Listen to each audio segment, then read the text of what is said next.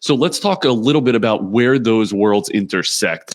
As a strength coach, tell me what it is that us sports PTs tend to leave out. What are the biggest mistakes we make in terms of our exercise progressions and then eventually getting these athletes to just strength and conditioning?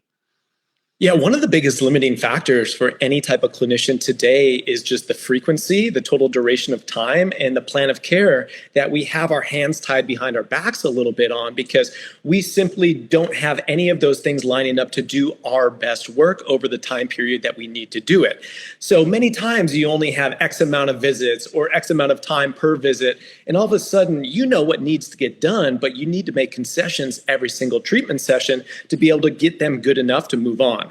That's where I tend to come in, take care, and create bridge programming and bridge client care for athletes that are maybe 70, 80, maybe 90% of the way there after pain or injury or burnout. And then we try to bridge that gap a bit, and then from there, just go into a pure performance model. But one of the things that is the toughest today is that we know how powerful loading, how powerful exposure, how powerful strength can be to the human movement system, but we aren't able to actually give a strength and conditioning style training effect in the clinic.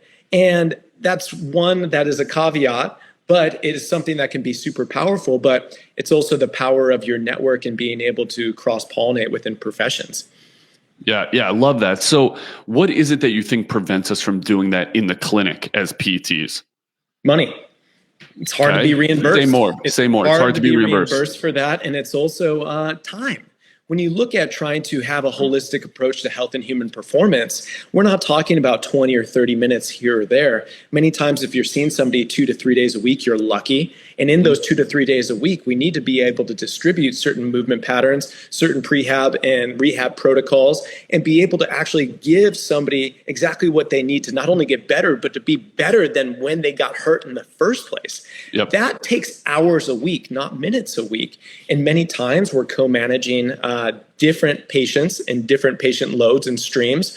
And depending on the aspect of physical therapy that you're working in or the size of the profession, this can be a very tall task for many people where it gets watered down a bit, just being honest. It's the True Sports Physical Therapy Podcast. Tune in. You might just learn something. Catch all of the full episodes on all streaming platforms. And as always, the link is in the bio.